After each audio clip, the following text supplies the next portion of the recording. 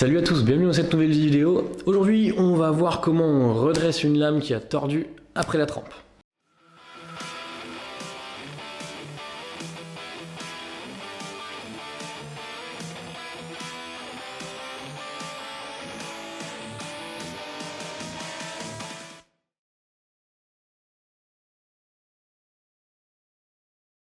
Aujourd'hui, j'attaque un sujet qui m'a été demandé plusieurs fois, comment on redresse une lame après la trempe. Et oui, les cassures et en particulier les torsions, c'est quelque chose qui arrive relativement fréquemment lors de la trempe. Ça peut venir de plein de choses différentes. Parfois c'est qu'on a une forme un petit peu bizarre, parfois les émoutures sont pas symétriques, parfois on chauffe plus d'un côté que de l'autre, parfois ça vient tout simplement de la trop grosse différence de température, bref. Il y a plein de raisons pour lesquelles ça peut tordre, et parfois on n'a pas d'autre choix que de s'attendre à ce que ça torde. Donc il faut bien qu'on trouve une méthode pour pouvoir redresser ça après la trempe, alors qu'on a donné des propriétés au couteau qui sont de garder sa forme et de surtout pas changer de forme. Comment on fait pour le faire changer de forme alors qu'on l'a fait en sorte qu'il reste rigide? Donc aujourd'hui, je vous présente 7 méthodes pour pouvoir résoudre un problème de torsion après la trempe. Je précise tout de suite que j'ai pas de couteau en cours pour cette vidéo, donc malheureusement je vais pas pouvoir tout vous montrer, mais je vais emprunter pas mal d'extraits vidéo à d'autres youtubeurs qui sont très compétents. Je vais vous mettre tous les liens dans la description pour pouvoir aller voir les vidéos en entière, et moi je vais simplement vous expliquer qu'est-ce qui se passe et utiliser leurs vidéos comme exemple. Tout d'abord, on va pouvoir essayer de prendre des précautions avant la trempe. Alors c'est pas vraiment une méthode puisqu'à ce moment-là le couteau est pas encore tordu, mais parfois on va pouvoir faire 2 ou 3 choses avant la trempe pour faire en sorte que ça torde pas, ou du moins pour minimiser cette torsion. La première chose, c'est de garantir qu'on a assez d'épaisseur au niveau du tranchant. Si votre tranchant est fin, ça va pouvoir occasionner des torsions et parfois même pire, des casses. De la même manière, on va essayer de s'assurer que les émoutures soient bien symétriques. Si on a un côté qui est beaucoup plus haut que l'autre, il y a de bonnes chances pour qu'il y ait un des deux côtés qui refroidisse plus que l'autre et donc qui tire l'acier d'un côté. Toutes les formes un petit peu biscornues, ça va aussi parfois générer pas mal de tension au moment de la trempe, donc faut pas être surpris si jamais on a voulu faire une forme bizarre que le couteau torde ensuite. On va essayer aussi d'avoir une chauffe qui soit au maximum uniforme. Donc je pense notamment à ceux qui travaillent avec des forges à gaz, c'est un problème que j'ai de temps en temps. On va avoir tendance à placer le couteau d'un côté ou de l'autre de la flamme. Si on ne change pas régulièrement de côté au moment de la chauffe, on va avoir un côté qui va chauffer beaucoup plus vite que l'autre et nécessairement qui va avoir plus de mal à refroidir ou qui va refroidir un peu plus lentement que l'autre côté. Donc ça va tendre. Une petite astuce pour pouvoir essayer d'avoir une chauffe plus uniforme si vous travaillez dans les forges à gaz, vous pouvez mettre un tube en acier dans votre forge. De cette manière, c'est lui qui va directement recevoir la chaleur de la flamme. Et ensuite, vous pouvez placer votre lame à l'intérieur du tube en acier qui lui-même est dans la forge. L'atmosphère de chauffe à l'intérieur du tube va être beaucoup plus uniforme que celle qu'on va avoir directement dans la forge avec la flamme. Ça va mettre plus longtemps à chauffer, mais ce sera plus régulier. Donc, à vous de voir. Et bien sûr, si vous voulez minimiser vos risques de torsion, on va pouvoir réaliser des normalisations. C'est très important notamment lorsqu'on va avoir fait pas mal de martelage sur le couteau. Si vous avez forgé ou quoi que ce soit, c'est impératif de faire des normalisations.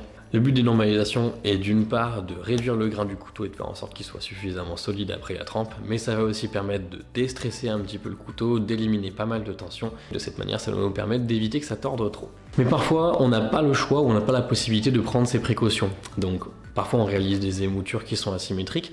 Moi personnellement maintenant je les réalise après la trempe, mais si jamais on n'a pas forcément de matos pour travailler l'acier une fois qu'il est trempé, on va pas avoir d'autre choix que de le faire avant la trempe, donc nécessairement ça va tordre au moment de la trempe.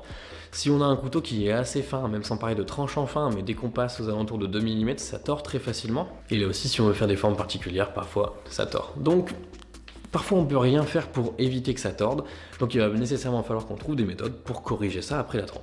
La première méthode, c'est directement en sortie de trempe. Dès que vous sortez votre couteau de l'huile, celui-ci n'a pas complètement terminé de se figer, il est encore malléable pour seulement quelques secondes, donc vous pouvez le coincer dans un étau et ensuite essayer de corriger avec votre pince en mettant un petit peu plus de force d'un côté pour essayer de directement corriger cette torsion. C'est quelque chose qu'on voit beaucoup faire chez les forgerons, notamment lorsqu'ils ont des grandes pièces à travailler. Je vous passe une vidéo de Man at Arms qui fait ça sur une épée ici.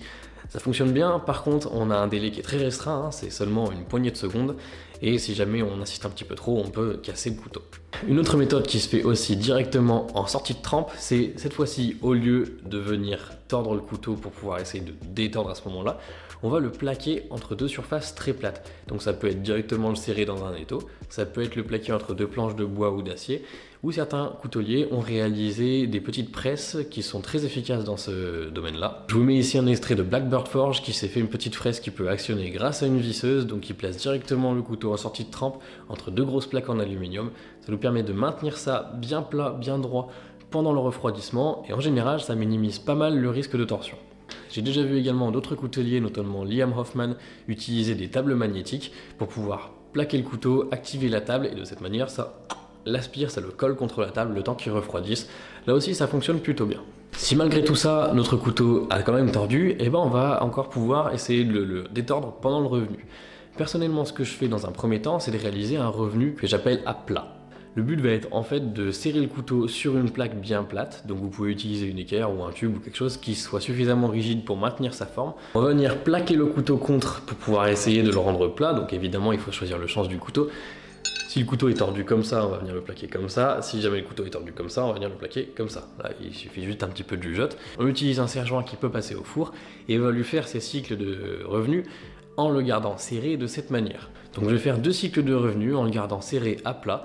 Donc moi personnellement pour les revenus, je fais 1 heure à 200 degrés, puis je refroidis à l'eau, puis 30 minutes à 200 degrés et je refroidis encore à l'eau. Pendant tout ce temps, le couteau va rester serré à plat contre ma barre qui va me servir de guide et qui va faire en sorte que celui-ci reste plat pendant toute cette étape.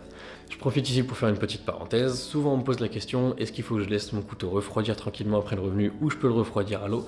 Vous pouvez le refroidir à l'eau. En 10 ans de coutellerie, j'ai jamais eu de casse qui sont dues à ça, et dites-vous bien que si jamais il y a une casse à ce moment-là, c'est qu'il y a un gros problème dans l'acier, probablement déjà une tapure ou quelque chose qui s'est fait pendant la trempe, et il vaut mieux qu'il casse maintenant plutôt que qu'il casse après pendant l'usage, ou après y avoir mis des heures et des heures dessus. Parenthèse fermée, après mes cycles de revenus, je vais pouvoir défaire le couteau de son support plat et estimer s'il est suffisamment redevenu droit ou pas. Dans 80-90% des cas, moi ça me suffit pour pouvoir avoir une lame parfaitement droite. Et si malgré ça, on a quand même un couteau qui est tordu après ces 2 cycles de revenus, ce qu'on va pouvoir faire, c'est faire un revenu que j'appelle sous contrainte, et cette fois-ci, au lieu de plaquer le couteau à plat, on va mettre des cales sous le couteau pour pouvoir essayer de forcer une courbure dans l'autre sens. Notre couteau est toujours tordu comme ça après la trempe, on va se débrouiller pour mettre une cale vers la pointe, une cale vers le manche, de cette manière on va lui faire un revenu où il sera tordu dans l'autre sens. Donc on pose nos cales, on met notre serre-joint, on met tout ça au four, on fait un cycle de revenus, et ensuite on peut le sortir et estimer si ça a été suffisant. Si c'est trop dans un sens ou trop dans l'autre, on peut continuer à faire des revenus pour pouvoir essayer d'ajuster et faire en sorte qu'il soit plat. Une autre méthode, c'est la méthode qu'on appelle des 3 points. En fait, on va utiliser notre étau et 3 points de pression pour pouvoir essayer de corriger la courbure qu'on va avoir au niveau de notre lame. Il y a certains couteliers qui se fabriquent des petits accessoires qui vont pouvoir se mettre dans l'étau pour pouvoir réaliser ça.